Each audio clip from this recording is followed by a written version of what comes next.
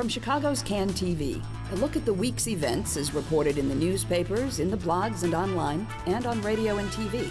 This is Chicago Newsroom. Well, hi there, and welcome to Chicago Newsroom here on CAN TV. Well, it is official, as we all know. Mayor Emanuel has made his budget speech and has asked the City Council to pass the biggest basket of tax increases probably in this lifetime. And we're depending on, I guess it's going to depend on where you sit, but it's either an outrageous capitulation to overpaid government workers or an extremely bold effort to once and for all settle this horrendous fiscal time bomb. It's one or the other. But today, we'll talk less about what's in that budget and more about the politics. Does this mean Rahm Emanuel has no chance of re-election and that he's taking maybe half the city council down with him? Or is he going to be rewarded with slowly rising popularity as these intractable issues begin to resolve themselves because of the money? Well, let's not forget national politics, too, because our governor's hero, Scott Walker, bit the dust this week. So this is the perfect time to bring in two of our favorite political analysts from Chicago Magazine, the esteemed Carol Felsenthal. Glad to have you here, Carol. Thanks. Haven't seen you for a few weeks. I'm glad you're back. And Mr. Bruce DuMont from Beyond the Beltway and other things, but specifically Beyond the Beltway, and one of my favorite political analysts of all time. So glad to have you here. So, before we get to any of this, we're recording this program on Thursday, and just minutes ago, the Pope ended his historic speech before the joint session of the United States Congress. It was an important cultural thing, but more than anything, it was a dramatically political event, I would say. Thoughts? What does it mean? You know, first of all, one thing that I had forgotten and was reminded of by the nonstop news coverage. I was trying to get some presidential election news yesterday, late afternoon. Everything was all Pope. You couldn't even find Donald Trump yesterday. It was right, just you could find the Pope. Brian Williams, but not. But you know, it was Boehner who invited the Pope, which is interesting to me. Is that right? Yes, it was Boehner who issued that invitation, and it gets mixed up in my mind with another, well, this is a quasi-religious leader, and that's Bibi Netanyahu, who also came and addressed. I think it was so at the end of it, he shook the hand of Boehner, and then he shook the hand of Joe Biden, who I'm increasingly convinced is going to run for the nomination. Are you? Too. All right. I am, and I think just, you know, it used to be whenever you were talking about the Pope in American politics, it was the political right that would sort of rally around the Pope. Absolutely. Right. And Carol is correct, it was the Republican speaker that invited him here. But again, since it's been announced, it seems to me that it's more the political left that has sort of embraced him, and then he went to Cuba, and so they're waiting for the Pope to scold the big bad capitalist, which he's already taken swipes at. Right. I didn't actually see this. Our viewers probably know this, and I don't. But there was some talk yesterday that some of the Supreme Court justices were not going to show up for this. Do you know? There were four of them there. Only four showed. And I didn't have the chance to watch this. So I can't tell you. I know that there are how many Catholic justices? I think there may be four, I think it's four. But it's the most of any most other. Ever, So I'm not sure. I'm not sure who was there, but it looked like a State of the Union speech. It was interesting in the stills that I've seen. You see Boehner and Biden, and they're both devout Catholics, and they're both so highly politicized now that you couldn't find two more, because Boehner is about, is maybe the subject of a coup from his more right-wing colleagues. But I think your point is well taken. Is the picture of the Pope and Biden, just like the picture of Biden, who was there to welcome him when he got off the plane, in addition to the Obamas. Right.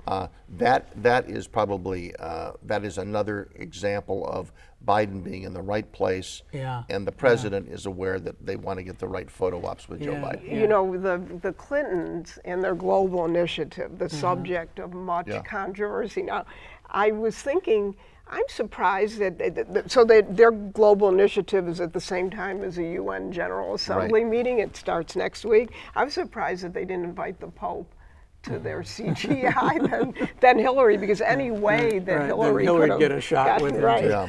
Bruce DuMont, if I'm not mistaken, I believe you. Now let me see. You wrote on Facebook that the appearance of Joe Biden with Stephen Colbert was, and I quote, the most significant appearance by a politician on U.S. television ever. This from the founder of the Broadcast Museum. Yeah, no, You know what you're talking about. I stand by that. It was, and there's two aspects of it. Why did he go on that show? Because most people, mourn and go through the grief process alone.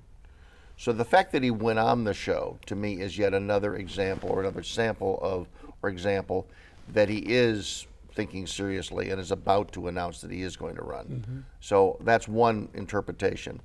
I thought the fact that he was able to reveal himself unlike any candidate, and he also had a very sympathetic interviewer that was talking to him and sharing some of the sympathy and some of the problems that he has had in his career. So I thought it was a remarkable interview. It was also kind of a Rorschach test, because among my friends, they were kind of divided. There were people who said, I saw that and it's absolutely clear to me that he declared he is not running. He is not ready. He's not going to do it. I'm in the camp that said it was a brilliant political strategy and that he's definitely running. That would be the way I saw it. There's something that, to me, gets to the heart of human nature that is currently happening with Joe Biden, and it's not a pretty part of human nature.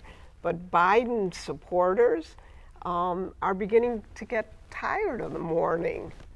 And I don't want to say act, because it's not an act. I mean, this is genuine. Right. This was a son that he was closest to and been through this journey of the mother dying in an accident. It's an incredibly emotional story. But his backers are beginning to say, if you believe the news reports, of course none of them will be named, like, get over it and get into this race and put your all behind it and run. And that statement that Biden makes so often, and that his supporters make, that it was his son on his deathbed who asked him to make this race. Right.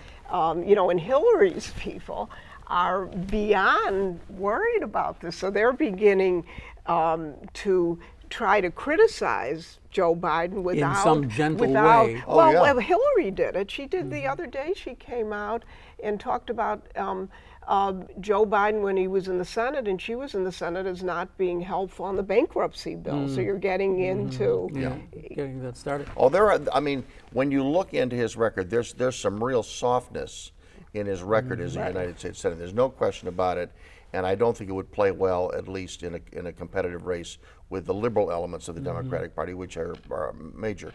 But the poll that came out yesterday, he's only 8 points behind Hillary. Yeah. And he's 1 point ahead of Bernie Sanders. Right. So he is certainly within striking distance. And he's not in the race. And he's not even in the race. So he definitely is in striking distance. Except that he'll never be as popular as he is right now, I think. Right. And his record, some years ago, just put all this stuff together, because I'm a journalist. It had a lot to do with the plagiarism charges and a basic core dishonesty, but then you have that basic core dishonesty in Hillary Clinton as well. You begin to wonder, is this just that you can't be a politician without having that? But also in the Anita Hill, Clarence Thomas hearings. Right. Oh yes. I mean, history is.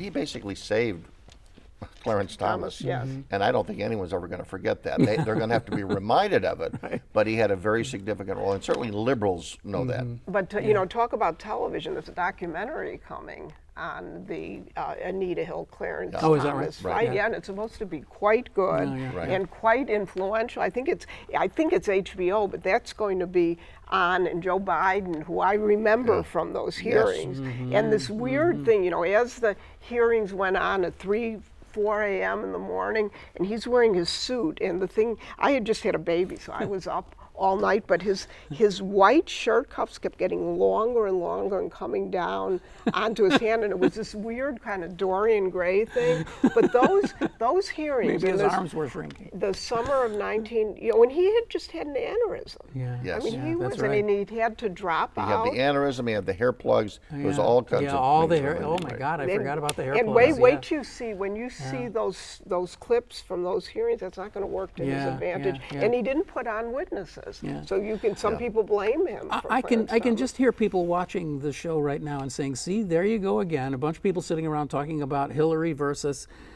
Joe Biden, and they're not talking about Bernie Sanders, who is really the savior of the Democratic Party and so forth.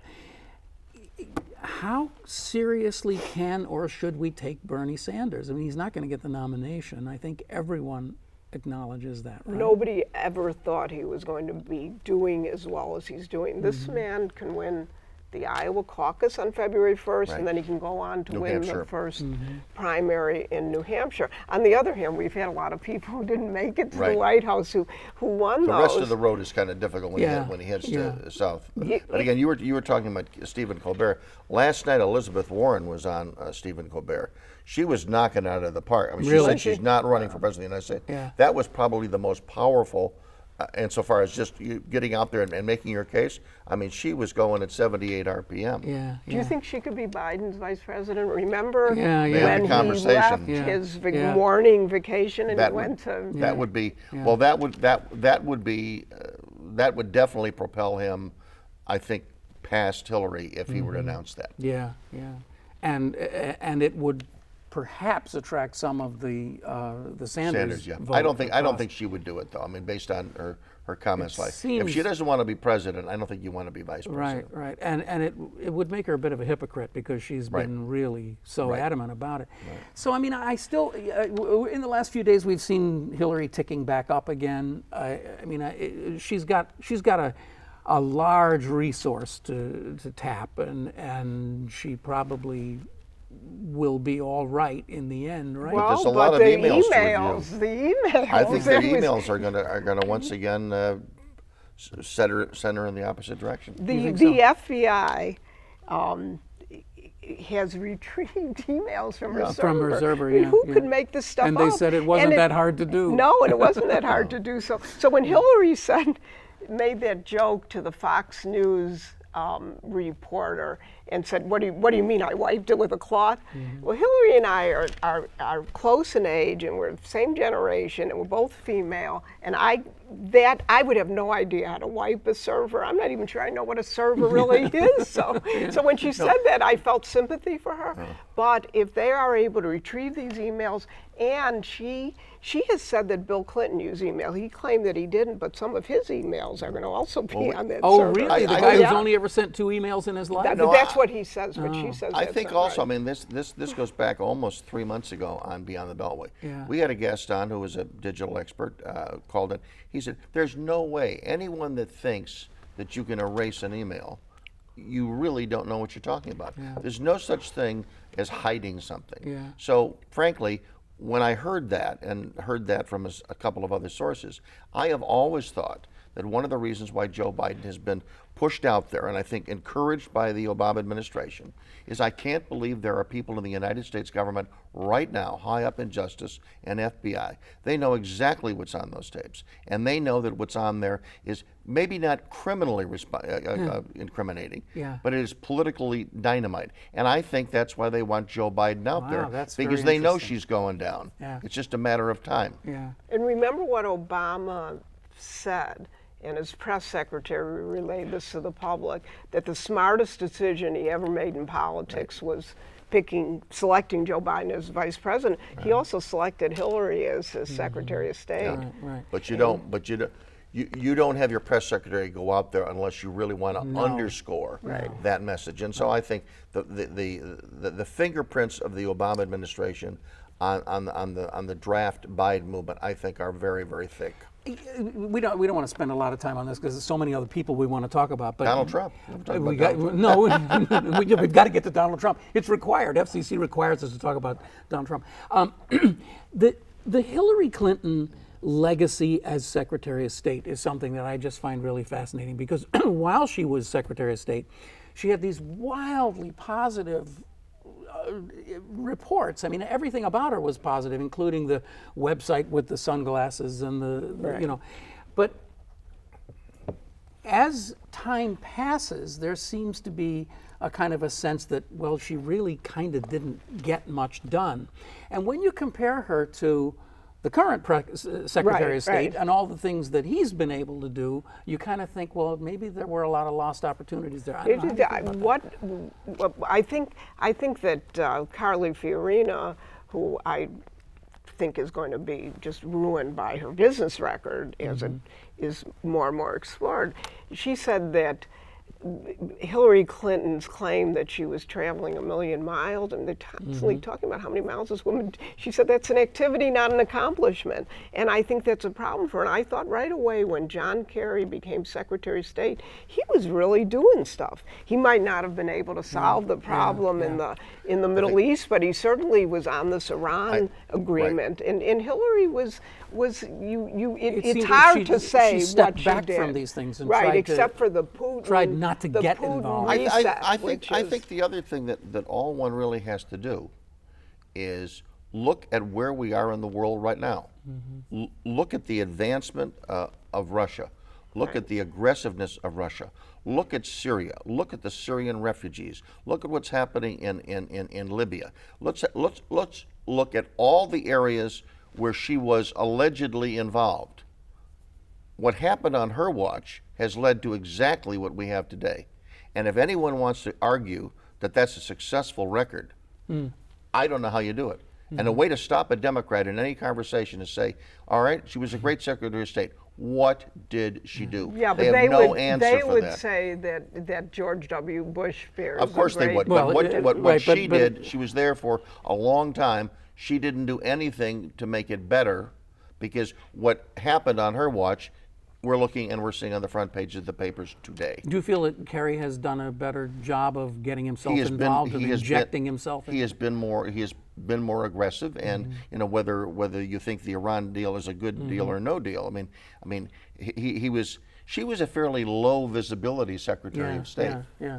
And the one thing, and then this gets back to Benghazi and all the issues that might portend for her. Yeah, she's got to go before Congress. She's got to go to Congress in October. She's going for Congress. But again, when was the last time there was a major attack, and there were 4 actually State Department employees killed? She wasn't the front person. Susan Rice was pushed out. Now here's the Secretary of State. Had there been an explosion at an energy plant, it would have been the Secretary of Energy that would have been out here.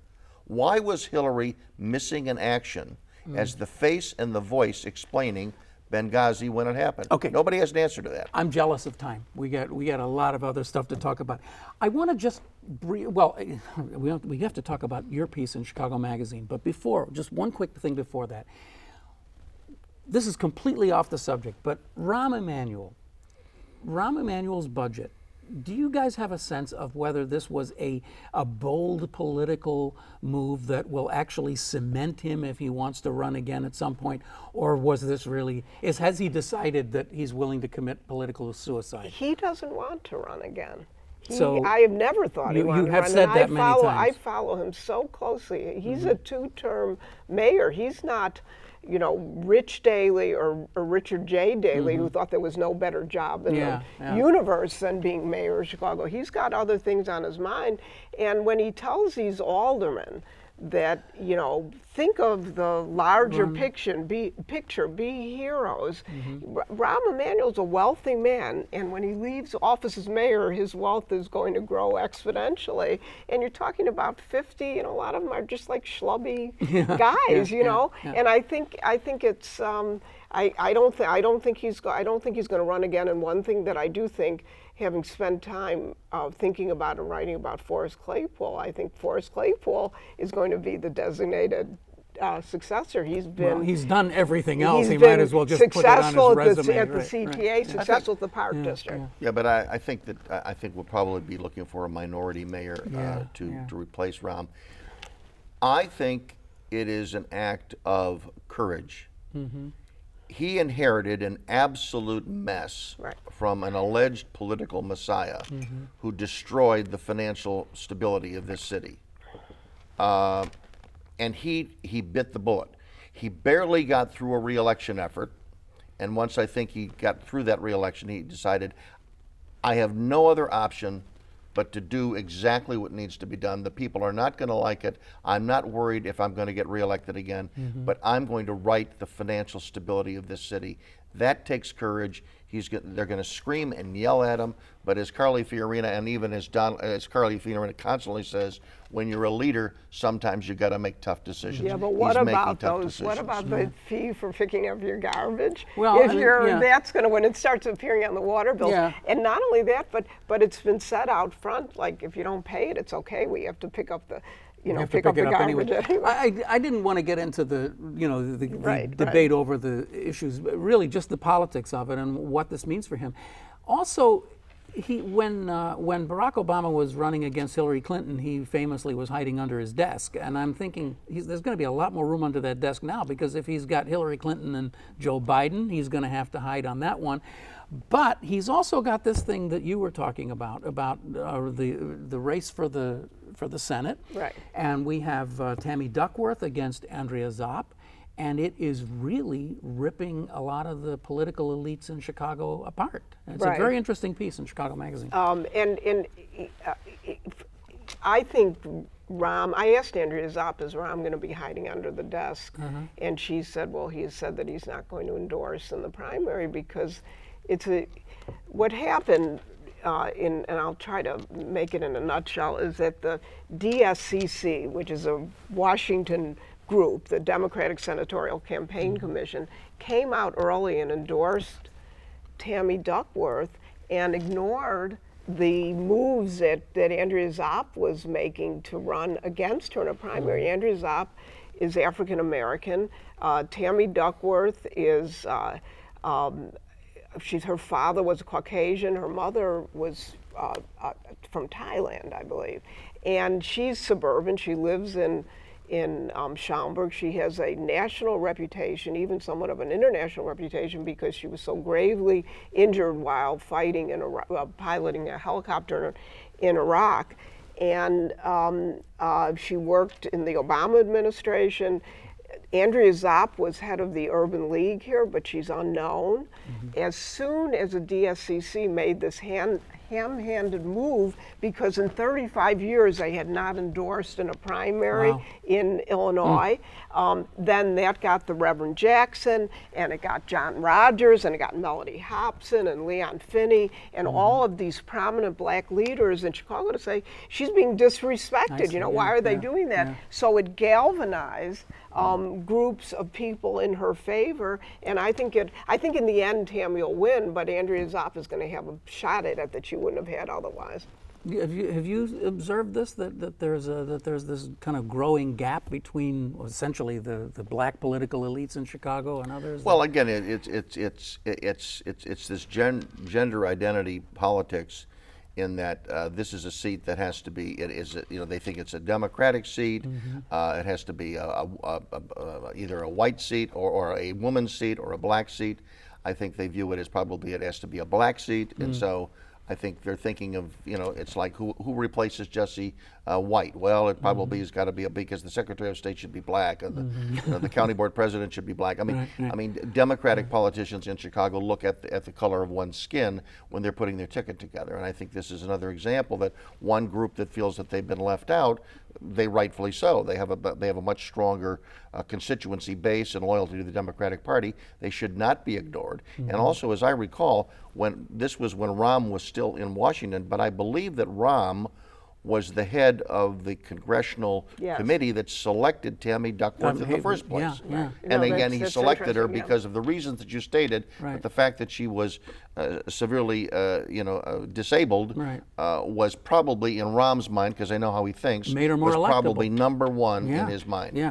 Well, now the Republican Senate committee is out saying that Zopp supports the Iran deal, and Duckworth has been silent on that. So that raises the question of, would Obama get in this thing? Or, No, Obama's not going to get in this. And Dick Durbin is one of Tammy Duckworth's biggest supporters and biggest, when she, the first time she left Walter Reed Army Hospital, having lost both legs and having effectively lost the use of her right arm, was because Dick Durbin invited her to the State of the Union address in 2005, and they've been very close ever since. You know, there's another interesting little wrinkle in this, and I know, which is that Bill Daley is a big Andrea Zopp supporter. Oh, is that right? Yeah, there's a whole so show everybody's, we could do on that. there's another whole show. All right, national politics. Bruce, give us the rundown. Right, we don't need to talk about Donald Trump, but you pointed out earlier that the biggest mistake that a Republican candidate can make right now is underestimating Donald Trump or attacking him. Or attacking him. Look at the candidates that attacked him the most. They're the first two out. Right. Walker wasn't terribly, but certainly the governor of Texas was, Rick Perry. So I think you attacked Trump at your peril. I think Trump has touched a nerve. I still think he's going to be around for a lot longer than anybody anticipates. And Carly Fiorina, I think, is the one at the moment who's taking the most heat because she's leading the attack in a significant way. But Rubio, just in the last couple of days, has picked up on that as well. And the one guy who's not is Ted Cruz. Isn't saying much. He's friends with him. Kasich is sort of below the radar. And I said on my show last Sunday night, in my view, there are only 3 Republicans who can be elected president, and they are Carly Fiorina, Marco Rubio, and John Kasich. And I think Rubio is the most likely. But I wouldn't, although I didn't say this on the show, I wouldn't absolutely positively say that Donald Trump couldn't do it. Because Donald Trump... Be elected president of the United States of America? Yes, and here's why I say that. Or get the nomination. Both. He is touching a nerve, and I think he's dealing with people who normally don't vote. He is expanding the base. And when you expand the base, and when you as Barack Obama did, when you look towards maximum turnout, when you have maximum turnout, you really don't know what's happening. But the people are they coming out because they believe in Donald Trump, or are they coming out because they hate Donald Trump? Turnout will be up if Donald Trump is on the ticket. There were empty seats at his rally yesterday, and you just feel like there's a pin in him. He's beginning we have to cut it off. Oh, I'm no. so sorry. Half an hour's gone by. All right, Bruce, who's going to get the Republican nomination? Marco Rubio. Really? Marco Rubio. Yeah, and you know, And are you saying that too? I think Marco Rubio is very strong, although I started out thinking he was running for vice president. All right, but I think he's strong. That's where we have to go. So it's Marco Rubio against Ernie Sanders, right? Yeah, that's the ticket. Biden. It's Biden. Rubio. Well, anyway, thank you so much, Bruce DuMont, for being here again, and thank you so much, Carol Felsenthal, for being here, Chicago Magazine and Beyond the Beltway. And we hope to see you back here again as all of this continues on. You've been watching Chicago Newsroom. It's a community service of CAN TV. You know you can find us here on cable, but you can also see us online at this address any old time you want. And a special note, this is our very last broadcast of Chicago Newsroom from this beloved room, because CAN TV is moving and it's over. The show is over. This is it for us. We're going out. We're going to lock the studio. This is the last piece of television being recorded in this really historic studio that's been around since 1984. Starting next week, we'll be at a new studio over on Wood Street, and I thought maybe you'd like to just take one last look around. There's the control room. There's everybody sitting there running the video and the lights and everything else. And it's been a real thrill to do 250 shows here, and I hope we'll do another 250 at the next place. But for now, we're going to go turn the lights out. So we'll see you next week in a whole new place, all right? See ya.